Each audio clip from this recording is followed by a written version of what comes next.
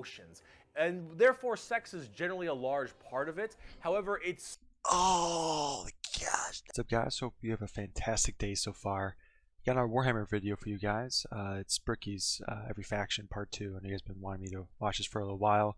I do apologize. School has been tough. It's been kicking my ass, so if you guys are in school, you can probably relate to that just a little bit, but again, I do apologize, but I'm happy to be back. I'm happy to be watching this stuff because I've been waiting to do this really bad. The original video will be in the description. Make sure you guys show him some love. He puts a lot of effort and time into this, and he deserves every little bit he can get. And my Twitch and Discord will be in the description as well if you guys want to check that out. Let's get to it. Hey all, this is part 2 in a 2-part series on the Warhammer races. If you haven't seen part 1 yet, we do the Imperium of Man. You can check that out in the description, and I highly recommend you watch that to get context for this episode. If you already have, go ahead and keep on watching. So after an entire episode of nothing but humans, we can now talk about chaos. Also, humans taking L's, by the way. You know, he's just saying humans. I know it's going to be bad, but humans were taking L's. Like heavy L's. A lot of L's. Which involves humans again. A little bit less. We also got demons and shit. I just felt someone grab my Yo, look at that thing. What? Like hard, Nick. So Okay. as I've mentioned many times before, we've discussed the warp, the immaterium, the hellish landscape, the purgatory dimension realm between the material realm of our existence. Now, in the warp, it's terrifying, horrible. There are demons everywhere. Things are crazy. All your minds and thoughts and emotions get projected there. It is both formless and empty. It is vast and tiny. It obeys the laws of time and physics while simultaneously does absolutely nothing of the sort. It is a hodgepodge and a culmination of just unknowable, eldritch, horrifying shit. And Yo, we're like a minute into this, and I'm lost. I mean, why would you go into the warp? Like, I know, like, you know, like that's how they, you know, transport stuff. You know, how they go through, like, you know, you can go into like another planet, you know, so you're not traveling, you know, the actual distance of space. It's kind of like, it's basically like a shortcut, you know. If you watch Star Wars, it's like hyperspace and, you know, stuff like that. But man, that risk is way bigger than the reward. I mean, it is the 40k universe. So I don't know what I'm trying to expect here. You know, I mean, I'm looking at the picture right now on my screen, and these guys just look just like a big nope. You know what I'm saying? But we're a minute in. Oh my. And there are 4 gods that permeate in chaos and the warp. Of course. These are the 4 major chaos gods. And if we wish to learn about chaos, we need to learn about each and every single one of these chaos gods. First up, we have Khorne, and he is the easiest. Khorne is your classic Satan. He is all about anger, murder, fighting, blood, guts, death. You ever heard the term blood for the blood god, skulls for the skull throne? That's Khorne. The whole idea is that he is all about the fury and strength of battle. He doesn't care where blood comes from so long as blood is flowing. He wants to fight and murder and carnage and slaughter and death, death, death, death, death. That is Khorne. Very simple to understand. Next up, you have... That was so funny. So basically, what I got from that is you're effed. Does that sound about right? You know, for the people in my community that's really good with 40Ks, does that about sum them up? Anything to do with him, you're effed. I feel like with any one of these 4, you're effed. I know the one that's I know the ones like the bottom left corner is I don't know his name obviously, but he's like sicknesses, diseases, and stuff. So I feel like all 4 of these gods are just L's if you walk up to them. I mean I don't know what's going down here, but that's also an L. But dude, the 40k universe goes hard, man. I don't know why I haven't started watching this stuff sooner, man. This stuff's so cool. It's so cool. Tzeentch, and Tzeentch is the god of change. However, the god of change, it's permeates in so many different other ways. He's the most eldritch of all the demon gods. He has this weird way to always be plucking at the strings of the universe. He's always conniving and scheming and doing his best to cause as much little bullshit as he can. Tzeentch is unknowable. Everything that makes sense, he will and won't do. Every future and setting and every type of destiny or fate is all foretold and also changeable. It is set in stone while also completely random. He knows what everything is going to happen and also that none of it's going to happen. You would ask Tzeentch a question. That question leads to 3 more questions, and those questions lead to the heat death of the universe, which asks 4 answers to those questions. And then he thinks to himself, what are questions even really? And are you even asking the questions, or are you simply giving paths to answers and other horse shit? So, you know, I'm just listening to what this guy does. I feel like you go insane. I got a theory about one individual in our, existence, on Earth that could beat him.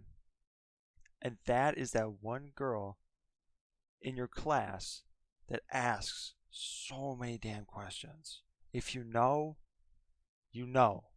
And I'll leave it at that. Tzeentch is just, I'm gonna fuck with stuff. He is yes and he is no. He is the understanding and he is complexity. He is unknowable. And that's what the God of Change is about. Very bizarre. And he likes birds a lot. I don't They know no why. bird. Next Is that up, bird? we got Papa. Complexity. He What? is unknowable. And that's what the God of Change is about. Very bizarre. And he likes... This bird got legs? Or am I just seeing this wrong? That's a torso. This ain't no bird. That's not a bird, man. I was thinking of like, a cardinal or something, man. This ain't no bird. Looks cool though, but nah. Nah, honestly, I don't even know what I was expecting. I gotta stop thinking realistically here. I gotta think like take, something at face value that I know of and just mold the shit out of it and then 40k. That's a mindset I gotta start building up here because I'm thinking stuff too linear and this universe is anything but linear. Let's continue. Birds a lot. I don't know why. Next up, we got Papa Nurgle. Papa Nurgle, he loves you for who you are. Probably not. He will murder you just the same. But Papa Nurgle is about rot, pestilence, death, and decay. He is the end of everything. Him and Tzeentch do not like each other very much because where Tzeentch represents change and adjustment, Nurgle represents stagnation and death. He is all about miasma and pestilence and large bloat and pus and organs and people just being sedentary, sloth. He is the idea that everything will rot and decay and die. Nothing is certain besides decay and death. I mean that's sort of facts. I mean, like I'm thinking about like how the 40k universe is. Like I saw like a short like little vid before I started doing YouTube. And like on Earth, for instance, I mean, he may even cover in part 1 briefly, but like Earth is packed, man.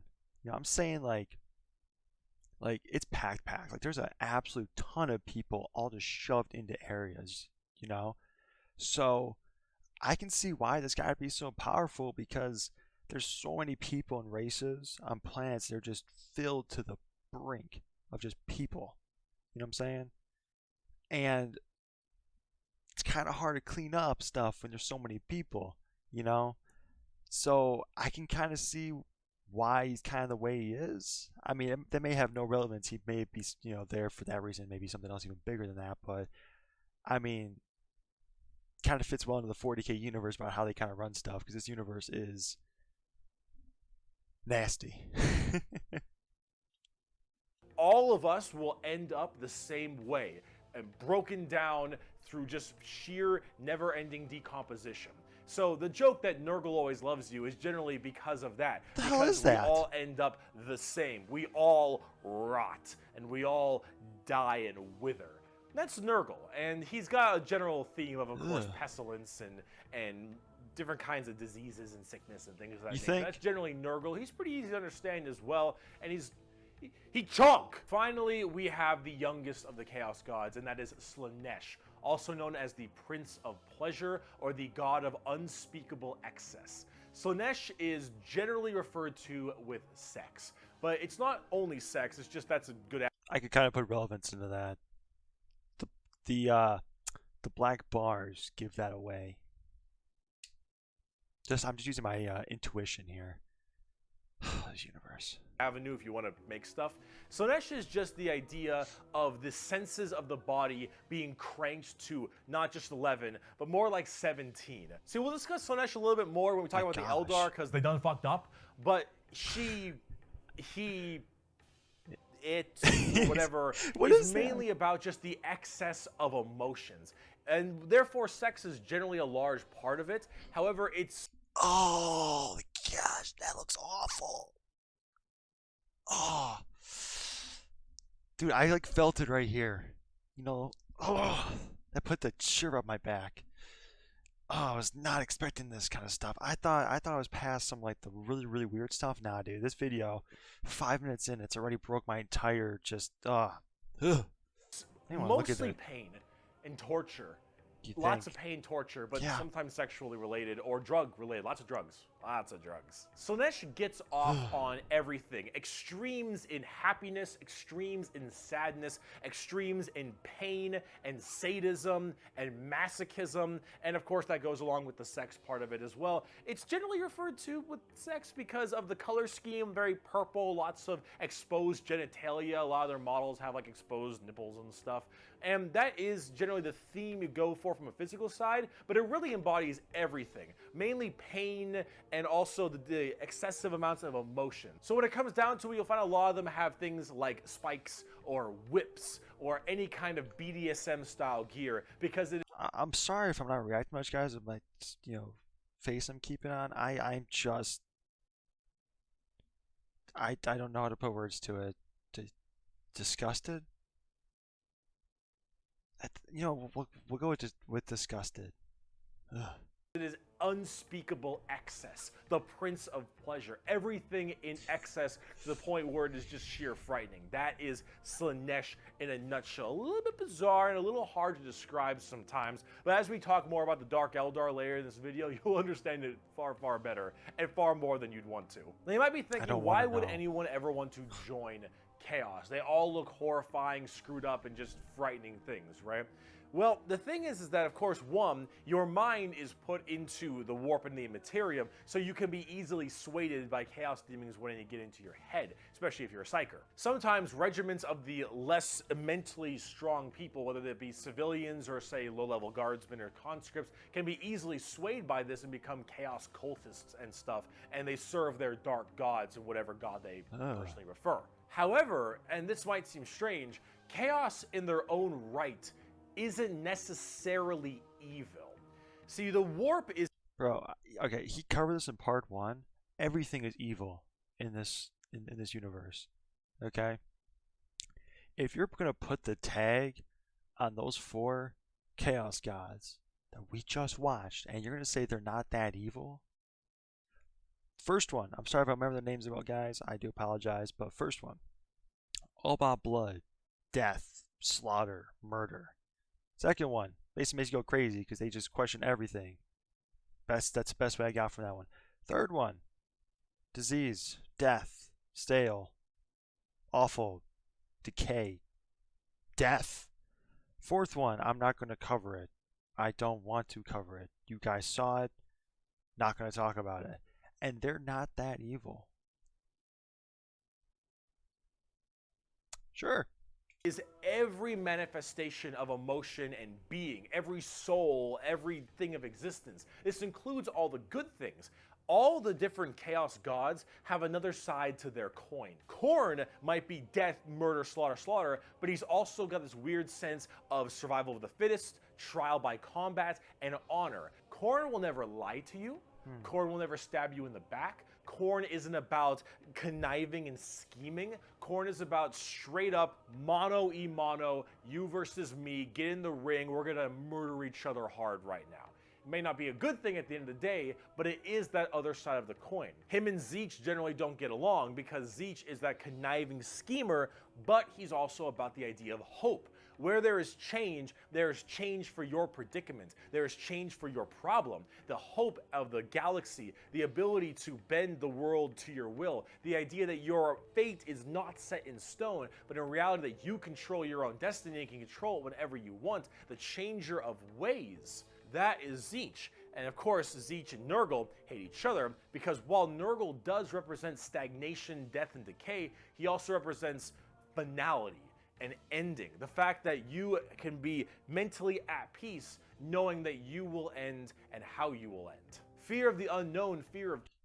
Listen, you know, not getting stabbed in your back and, you know, having hope and whatnot is all cool and all. You know, the other side of the coin, what we covered before, isn't that great.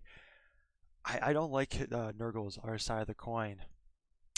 If I'm gonna get my end, it's gonna be one of those weird creatures, you know, or in that pot. I don't want to know that. I don't want that. It's not putting me at peace. And how can you be at peace in the 40k universe? Like, there's so much corruption and death. It's a never-ending war. Demons, like I said in part 1, you know, you can be making a sandwich and a demon can pop up a portal and, you know, there's no peace. You know, there's not. At least that I've seen so far, I can see any way to be peace. Change is not present with Nurgle. With Nurgle, everything will rot and die, and that provides that finality, that ability that this is over. We are all the same, and we will all end the same. I can see that, I guess. We know the meaning of life. The meaning of life is to live and die and rot. And with that, it brings peace of mind. Slaanesh is a lot more simple. While they are the excess of emotion, they are also the representation of emotion. Slaanesh embodies happiness. Slaanesh embodies excitement and joy and pleasure, not only in the sense of the physical, you know, bam style of pleasure, but also everything else like food and drink and air on your cheek and sunlight, the feeling, emotion and feeling. All of that is also represented with Slaanesh. So you have to ask, why are they always represented as super evil skulls and spikes on everything and want to murder everybody? I don't really got an answer for you on that one. My assumption is that because mentally humans may think worse thoughts, even if we don't act on them, and therefore they're projected in the warp more. That one's a little bit weird. I don't know. This is me spitballing right now, but I don't know. You need a super bad guy. You already got the Imperium of Man. You need somebody to be a little bit worse than them. So you got demons. Honestly, who cares? I just want to buy like a bird magician. Look at him. Look at that thing, so cool. man. So combining all this together on the tabletop, Chaos Demons are generally very melee based. They run in, go really hard. You have lots of summoning and conjuring, tons of spells. Generally a little bit frail, but they have special saves to make them a little bit stronger. You've got giant demons and smaller demons. You got hordes of little boys and tons of big guys. Demons are as they seem. Demons. Nurgle is slow, Khorne is super scary in melee, you've got Tzeentch who are far more into psychers and spellcasting, and then Slaanesh who is all melee, really fast but squishy, but in lots of hordes of tons of melee and pain damage, of course. So overall, the demons are a huge part of 40k and a massive threat to almost every single faction with the exception of a couple. However, the big part about demons is also transferred into the other 9 Primarchs we didn't talk about, which are the Chaos Space Marines. Yo, what? So Horse and all of his boys, all of them in the Primarchs, they have all also become Chaos Boys, and they all have their own special Chaos Legions, specializing in so many different things, just like the Adeptus Astartes, the Angels of Death, the regular Space Marines. Chaos Space Marines aren't a whole lot different than the regular Space Marines. They have the same armor, generally the same training and toughness. They just specialize in different kinds of things. And also a lot of the Primarchs have ascended into greater is it greater demons? They're demon Primarchs at this point. Okay. Gigantic, horrifying man-demon hybrids that are pretty awesome. If I'm going to be honest, they look really cool. But them and their associated legions that they are a part of are all kind of going out there and causing a large ruckus. Yo, I can't lie though, that man's armor goes hard though. Don't know how you walk around in it though, but hey, it's working well for him. I mean, shit. Don't know what's all going on with his right hand over there with all those skulls and stuff, but hey, You do you, my man, because I would not mess with him. Actually, you couldn't probably even outrun him either. He's probably faster with all that armor on. Dang. For everyone else. Considering the raw strength and firepower of a legion of Space Marines, imagine that entire legion just converting to chaos and immediately fighting you. It's generally pretty horrifying. There's a lot of them, so I gotta write them down, but you've got the Emperor's Children with Primarch Fulgrim, loyal to Slaanesh. These people, they are some messed up people. They're just sensory overload. Yeah, I ain't gonna lie, his face is looking just like that creature's one. But yeah, he definitely hit that right in the nose, man. These guys are I mean, you can't really call that thing human anymore, can ya? I mean, you know, it's a human demon hybrid, man, but that looking more like a demon, dude. I can't really say more than that. That just looks absolutely just horrifyingly disgusting. I mean, what like what's with these? Is this like his ventilation? Like when he gets mad, does steam pop out? Was it two other eye? Like are these eyeballs? I don't know. I don't want to know.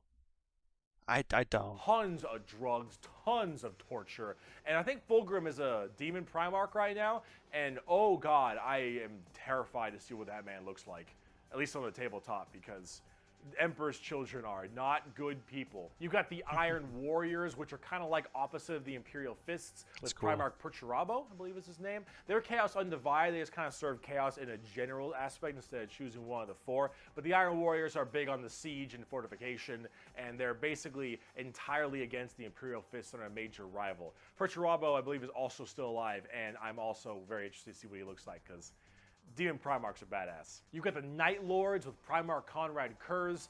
Conrad Kurz is vampire dead, dude? which is good because he's a sick fuck. But the Night Lords are generally about terror, terrorizing people, and terrorism. They're generally about fear, and rightly so. You've got the World Eaters with Primarch Angron, still alive, also excited to see. Angron. Hold up here. I want to just go back and see what that man's doing really quick here. Hold up. He's wearing a chain of heads. Oh my gosh. Yo, do these writers just do like a line of coke before they like make one of these factions? I mean, how do you think of this? Like, hell no. Like, are there even rainbows in this universe, man? Or would that rainbow just catch on fire and shoot laser beams at you? Wouldn't shock me if they thought of that. That wouldn't shock me. Still alive, also excited to see. Angron. If you think you've known an angry person, Angron is the angriest son of a bitch you will ever know. Angron removed parts of his brain that didn't make him angry, so he could be angrier. Angron. Fucker's mad. You've got the Death Guard with Primarch Mortarion. They actually have their own.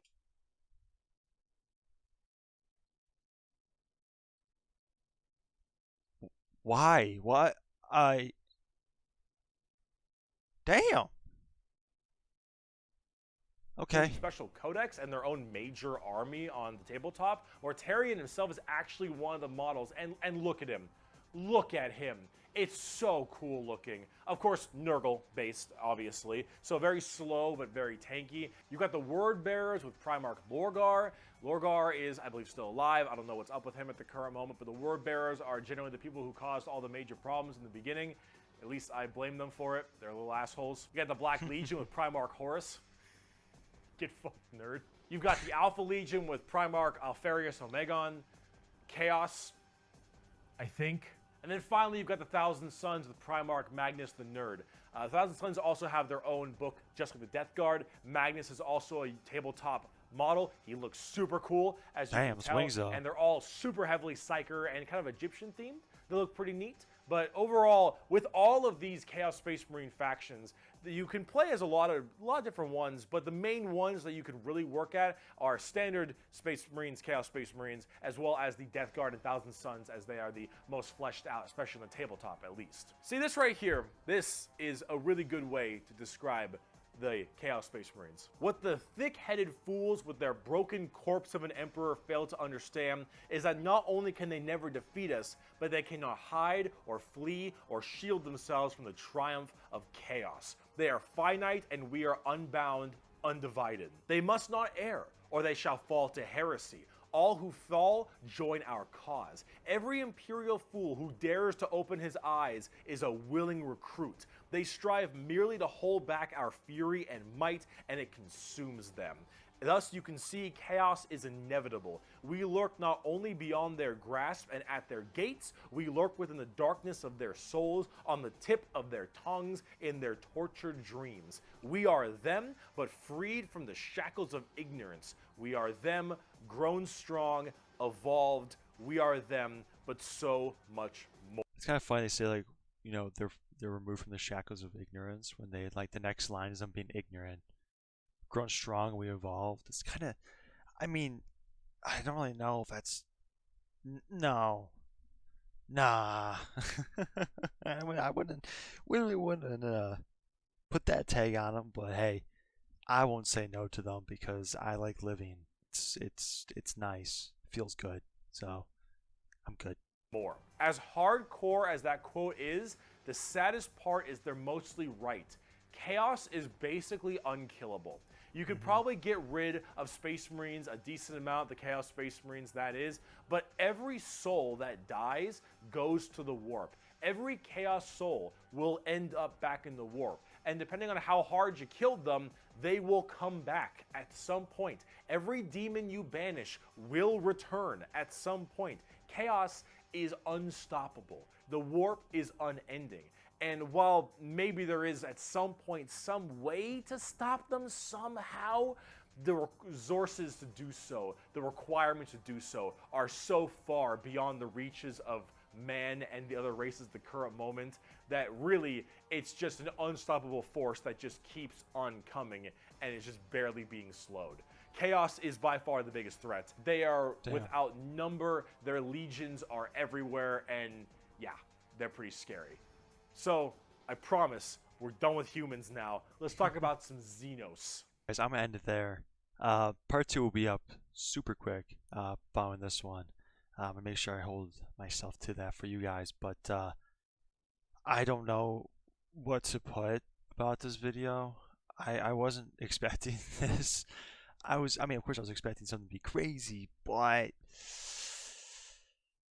this shit is wild. This shit is wild. You know, part 1 I thought was crazy. Nah, that was tame. That was tame compared to this. I don't even know. I don't even know what to expect. I mean, I didn't get really that far into it, in all honesty, because I'm just scratching the surface, you know, and I've already been blown away. I don't know what else I can put on this, man, but I hope you guys enjoyed the video. Thank you for sticking to the video this long. I do appreciate it. Make sure you guys like and subscribe and comment. I'd love to see what you guys put, and you know, can help me fill in some blank spots I have with this universe and anything like that. Make sure you guys take care and take it easy, guys.